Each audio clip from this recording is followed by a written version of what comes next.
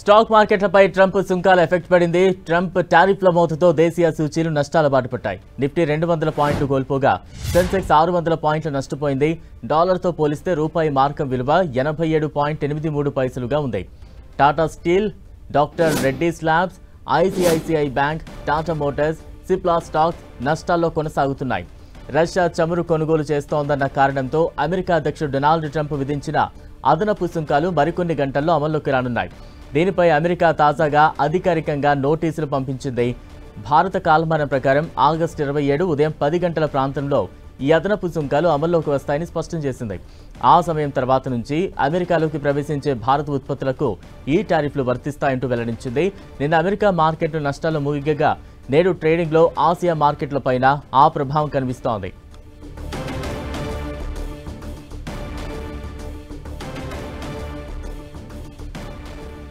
America టారిఫ్లు అమల్లోకి రానున్న నేపథ్యంలో స్టాక్ మార్కెట్లు తీవ్ర నష్టాలను చవిచూస్తున్నాయి. మరింత విశ్లేషణ అందించేందుకు మార్కెట్ ఎక్స్పర్ట్ క్రాంతి గారు ప్రస్తుతం మనకు అందుబాటులో ఉన్నారు. క్రాంతి గారు నమస్తే అండి.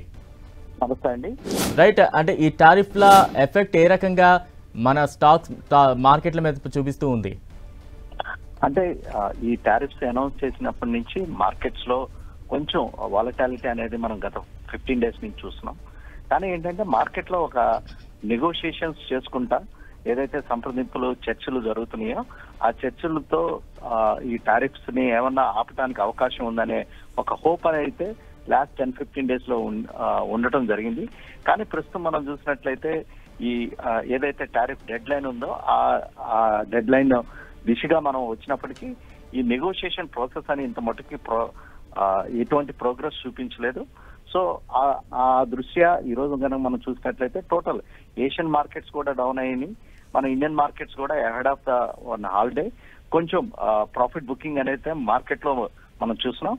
ఫ్రెష్ బయింగ్ రాకుండా ఇన్వెస్టర్స్ కానీ ట్రేడర్స్ కానీ మీడియం టు షార్ట్ టర్మ్ లో సైడ్ వేస్ లో ఉండటంతో మార్కెట్స్ అయితే ఇప్పుడు ప్రస్తుతం నెగిటివ్ దిశగా వెళ్తున్నాయి.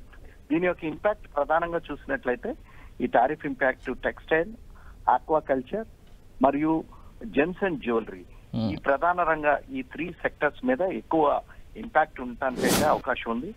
ఓవరాల్ గా అయితే ప్రస్తుతానికి మార్కెట్స్ నిఫ్టీ 25,000 లెవెల్ కి లాస్ట్ వీక్ రావడం జరిగింది. ఎప్పుడైతే ఈ టారిఫ్ వరీస్ దృష్ట్యా ప్రస్తుతం నిఫ్టీ 25,000 లెవెల్ కి దిగువగా రావడంతో మార్కెట్ లో అమ్మకాల ఒత్తిడి అనేది ఎక్కువగా ఉండటంతో ఇండియన్ మార్కెట్స్ ప్రస్తుతం ఒక నెగిటివ్ టెరిటరీలో ప్రస్తుతం ట్రేడ్ అవుతున్నాయి. క్రాంతి గారు, అంటే నష్టాల నుంచి కోలుకోవాలంటే ఎటువంటి చర్యలు తీసుకుంటే మంచిదంటారు? ఈ కోలుకునే ఛాన్స్ తీసుకోవడానికి ఎంత సమయం పడుతుందంటారు? అంటే ప్రస్తుతం మనం చూసినట్లయితే ఇది జియో పొలిటికల్ వర్రీస్ ఏ రకంగా ట్రాన్స్ఫార్మ్ అవుతాయో నెక్స్ట్ ఫ్యూ డేస్ లో మనం చూడాలి. ఎందుకంటే ఒకవైపు రష్యా మరియు యుఎస్ యుక్రెయిన్ మధ్య చర్చల వాతావరణం కూడా నెలకొని ఉంది. సో ఆ చర్చలు కనుక ఒక పాజిటివ్ దిశగా వెళ్ళినట్లయితే ఇమీడియట్ గా మన ఇండియా మీద ఏదైతే ఈ టారిఫ్స్ విధించడం జరిగిందో extra 25%, next another 25% extra tariff 50%, వాటిని మళ్ళీ రిమూవ్ చేయడానికి కూడా క్లియర్ కట్ అవకాశాలు అయితే ఉన్నాయి. సో అవి గనక కొంచెం వెలిగిపోతే గనక మళ్ళీ మార్కెట్స్ ఇమీడియట్ గా రీబౌండ్ అవడానికి అవకాశాలు ఉన్నాయి. ఈ టారిఫ్ ఇంపాక్ట్ మార్కెట్స్ మీద తాత్కాలికంగానే చూడాలి.